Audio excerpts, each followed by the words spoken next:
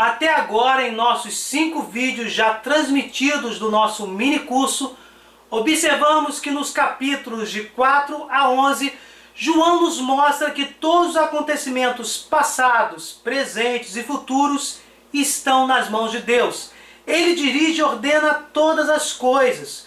O cristão precisa perceber a vontade de Deus expressa exatamente nestes acontecimentos. Existe, durante todo o curso da história, uma tensão constante entre o bem e o mal. Agora, a partir do capítulo 12 até o 22, João, instrumento de Jesus, a palavra de Deus, começa a responder às comunidades sobre o fim dos tempos, o futuro da igreja e o triunfo da justiça divina. Por isso que, como vimos no vídeo 1, o sistema de recapitulação é o sistema de interpretação ideal para analisarmos este livro. No capítulo 12, João mostrará o tempo feroz da perseguição de Domiciano, em 95 d.C. A descrição da perseguição e dos perseguidores começa com os 3 sinais. O primeiro é a mulher, o segundo é o dragão e o terceiro é o anjo com 7 taças. A descrição da mulher revestida do sol que vemos aqui tem um fundo astronômico. O signo de Virgem, constelação zodiacal que tem como característica o brilho da estrela Espiga, estrela de primeira grandeza. Abaixo está a constelação de Hidra, que lembra a serpente, o dragão. Repetindo, tem fundo astronômico, não astrológico, de predição do futuro. Tal mulher está grávida, simbolizando o povo de Deus. O sol e a lua são sinais das promessas divinas feitas a este povo, como no Salmo 89, versos 37 e 38. As 2 estrelas significam a totalidade do povo do Antigo e do Novo Testamentos. O povo de Deus, como já vimos, tem origem nas 12 tribos e se concretiza nos 12 apóstolos. Estes são a base do povo de Deus. Esta mulher que grita é a igreja, a humanidade que sofre, que luta para dar à luz o bem, a virtude, a vida. É também uma figura de Nossa Senhora que deu à luz o sumo bem encarnado, Jesus Cristo, como afirma o grande teólogo Papa Bento XVI. Do outro lado está o dragão, segundo sinal. Esta luta começou desde o início dos tempos. Ele luta contra a mulher, igreja, humanidade, Maria, para devorar-lhes o Filho, Jesus, ou seja, para destruir sua mensagem de vida. No verso 5, entretanto, a vida vence a morte. Deus defende o bem que é a criança. É o próprio Jesus, que ressuscitando voltou para Deus, e onde como Senhor domina e governa o mundo. Quando é dito que a mulher foge para o deserto, significa dizer que a igreja vai para o deserto, isto é, escapa da escravidão do pecado e começa a sua caminhada para a libertação definitiva. Esta caminhada é passageira, simbolizada pelo número 1260, como já vimos, corresponde à metade 7, 3 anos e meio no calendário hebraico. 7, como já vimos, significa perfeição, plenitude.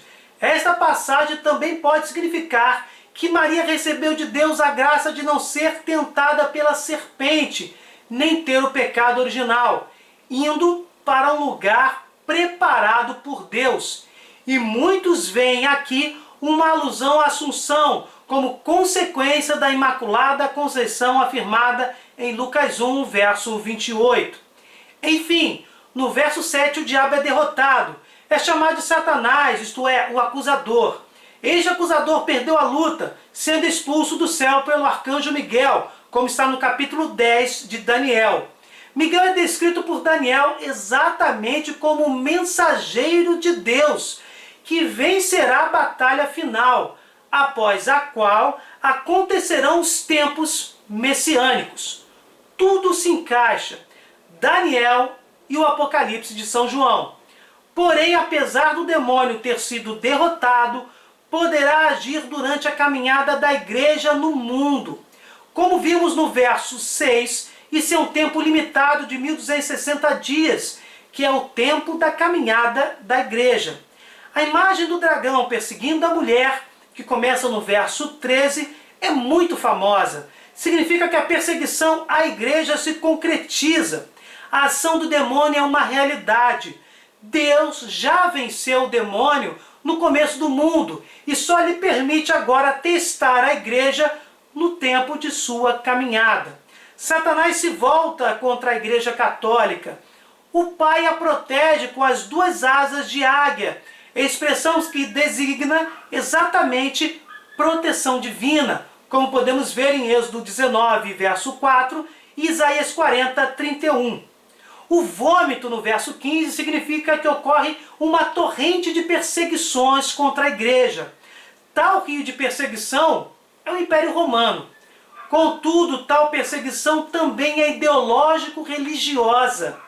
Quantas vezes a igreja é perseguida por venerar Maria, por proteger a Eucaristia, por proteger os 10 mandamentos de Deus, criticando o aborto, a camisinha, a pílula, perseguida pelo marxismo cultural e pelo ateísmo. Bem, a terra se abre, engolindo o rio. Isto significa que a história assimilará tal fato e protegerá a memória da igreja no fim das contas. Contudo, a ação do dragão / Satanás não termina dirigindo seus ataques às comunidades / filhos da mulher da igreja de Maria. Essas comunidades ou filhos são os que observam os mandamentos de Deus e testemunham Jesus Cristo. Ou seja, os cristãos serão duramente atacados pelo dragão durante a história da humanidade. João caracteriza nestas linhas a perseguição implacável de seu tempo, 95 depois de Cristo, e essa perseguição continua pelos séculos. O mal age descaradamente.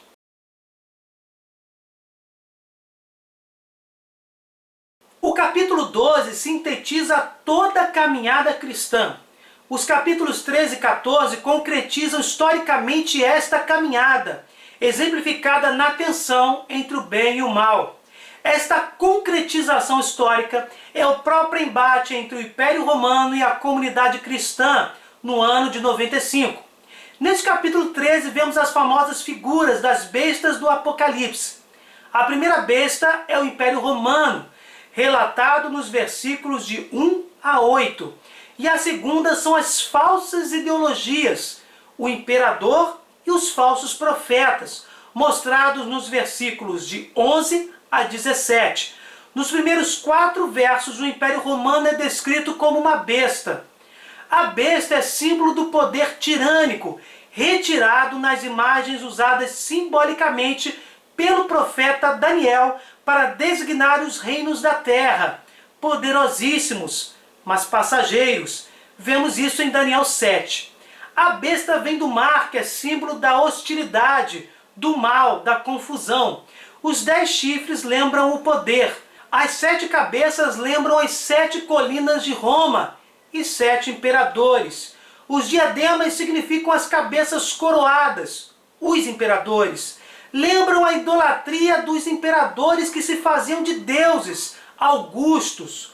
Como vemos no verso 2, a besta tem poder avassalador, destruidor.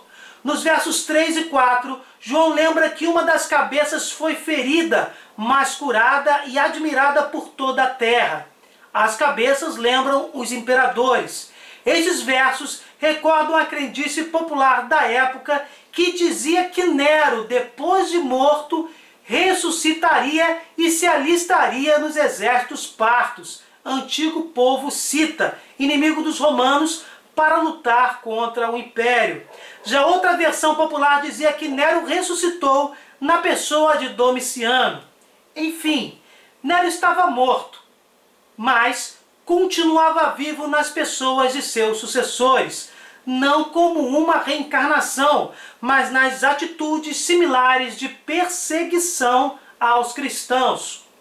Quando no verso 5 João diz que a besta é arrogante e blasfema, temos novamente o Império Romano, que ridiculariza a Deus e a fé, perseguindo os fiéis cristãos. Este poder é temporário, 42 meses, que são 3 anos e meio, metade 7, significando exatamente temporalidade. Não é à toa que em 313, com o Edito de Milão, esta perseguição do Império Romano cessa de direito. Contudo, os cristãos serão perseguidos sempre por outras ideologias e pelo mundo até a consumação dos tempos. Nos versos 9 e 10, João lembra que quem seguir a idolatria do imperador está destinado à prisão e terá que assumir as consequências, inclusive espirituais. Se for necessário morrer pela espada por causa da fé, que morram sem resistir. Se o imperador mata pela espada, não escapará também ele do castigo de Deus. A partir do verso 11, temos a segunda besta. Todo poder tirânico não se sustenta sem a propaganda. São João caracteriza esta propaganda oficial como falsos profetas que espalham a ideologia do poder e a defendem. Essa segunda besta é caracterizada pelas falsas ideologias. Por quê?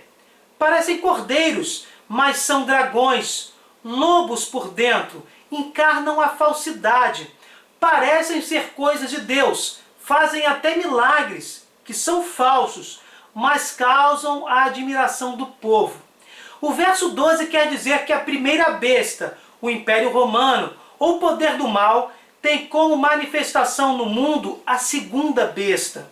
Esta manifestação são os falsos profetas e as falsas ideologias que tentam enganar o povo. O prodígio do verso 13 lembra o de Elias. No verso 15, o evangelista diz que esta manifestação e os milagres convencem o povo a apoiar o sistema, a ideologia oficial. Já no verso seguinte, vemos que este apoio ao sistema permite o controle de tudo, principalmente da economia.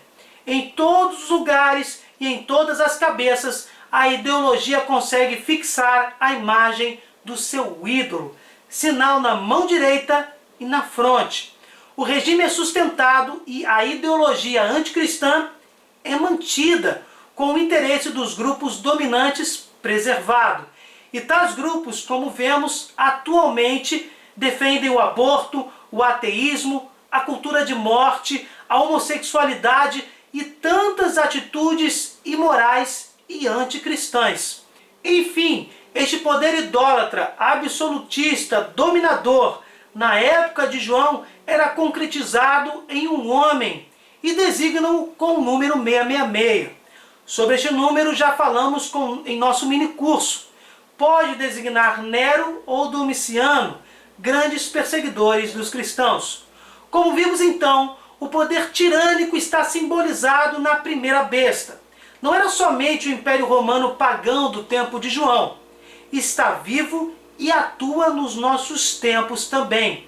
Esse poder avassalador se concretiza nas pessoas de governantes, de chefes políticos e até de falsos dirigentes religiosos que oprimem e enganam o povo em todas as áreas. São bestas apocalípticas, autoridades, governantes e políticos corruptos. Estas bestas, contudo, não se fazem por si. São sustentadas pelas ideologias e pela propaganda. A propaganda faz a cabeça, faz crer que libertinagem é liberdade, que ateísmo é sinal de inteligência, que feminismo é valorizar a mulher e não menosprezar a família cristã, que homossexualidade é amor e não promiscuidade sexual e coisas do tipo. A propaganda é sorridente, faz promessas e distribui prêmios, coloca na cabeça das pessoas a marca do seu ídolo, como em Apocalipse 13, verso 16.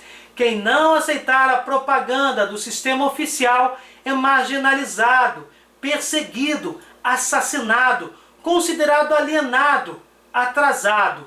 O número de todos esses homens que concretizam tais iniquidades é 666. Sejamos cristãos autênticos, não sejamos ambíguos. Cristão não pode se influenciar pelas propagandas mundanas, pelas falsas ideologias anticristãs.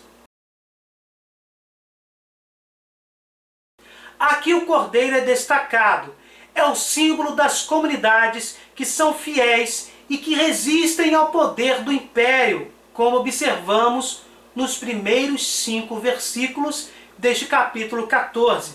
São João mostra as oposições entre as bestas vindas da terra e do mar, e o cordeiro vindo do monte Sião, isto é, da cidade santa de Deus. Mostra as oposições entre os marcados com o sinal da besta, 666, e os marcados com o sinal de Cristo ressuscitado, entre os cantos de louvor dos salvos e as blasfêmias dos seguidores da besta, entre a fidelidade a Deus e a prostituição dos idólatras da besta, entre a mentira da propaganda do Império Romano e a verdade de Jesus.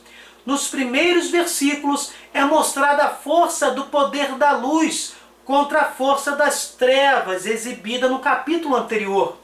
Vale lembrar aqui o número dos seguidores do Cordeiro, 144 mil. Já vimos em nosso minicurso que significa a totalidade ideal dos salvos, e não um número literal. Deus quer salvar a todos os homens. São virgens porque não aceitaram a propaganda corrosiva, a idolatria do êxito e do poder. São virgens porque não adoraram a besta. Enfim, as comunidades têm uma luta contínua para poderem manter a fidelidade a Deus, podendo, ao final, cantar o hino da vitória. Deus fará justiça, pois o poder das trevas cairá. A partir do verso 6 temos a sentença contra o império. O evangelho eterno aqui mencionado é a mensagem do evangelho de Jesus, o conteúdo do livro que Deus deu a João para proclamar em Apocalipse 10. O julgamento de Deus é anunciado por 3 anjos. O primeiro proclama que a hora chegou e que Deus é o único Senhor. O segundo diz que Roma, que a Babilônia cairá. O terceiro anuncia que os seguidores também cairão. Novamente é reforçado que os que são fiéis não devem temer, pois seus trabalhos, lutas e testemunhos são garantia de sua salvação. João descreve o julgamento de Deus em 3 etapas. Primeira, capítulo 14. Segunda, capítulo 15 até o capítulo 19, verso 10. Terceira etapa, capítulo 20, do verso 1 até o capítulo 22, verso 15. Estas etapas precedem a conclusão do livro, que envolve os últimos capítulos. A primeira etapa pode ser analisada nos versos de 14 a 20 deste capítulo. Significam a força de Deus, que vence o mal presente na história, nos apresentando o dia do julgamento. Nesta primeira etapa, obviamente, Jesus é o juiz. João usa símbolos para designá-lo. A nuvem, que é a presença de Deus, Jesus é o Deus presente. A coroa, que é sinal da vitória, ele é o ressuscitado. E a foice, que é o instrumento da colheita, do julgamento. Os acontecimentos estão maduros, devem ser colhidos, julgados. Deus realiza o pedido dos santos, que pediam justiça em Apocalipse 6. Jesus inicia o julgamento no verso 16. Outros anjos lançam suas foices sobre a terra. Jesus também diz que o julgamento final será como uma colheita a ser feita por Deus e seus anjos, como está em Mateus 13. Os inimigos do Cordeiro são aniquilados definitivamente. A expressão pisar lagar significa o julgamento de Deus. Lagar é um tanque onde se espremem os cachos de uva para fazer vinho. Pisar lagar é um modo de falar que lembra os condenados judeus que eram julgados ou executados fora da cidade. Ou seja, os condenados pelo juízo de Deus estão fora do ambiente sagrado, divino, estão excluídos. A desgraça dos condenados será total e desesperadora. É o significado do número 1600 aqui revelado, que é o resultado de 40 vezes 40. O número 40 é a multiplicação de 4 vezes 10. 4 quer dizer a abrangência da Terra e 10 é o número da história. Ou seja, 1.600 estádios é um número que significa a mais absoluta derrota dos homens inimigos de Deus. Todos, o número 4, em toda a Terra, em todos os tempos, número 10, serão derrotados completamente, número 1.600. Lembrando que isso não é numerologia, não é esoterismo, mas um simbolismo muito comum na época em que o Apocalipse foi escrito, usando números como símbolos de certos conceitos.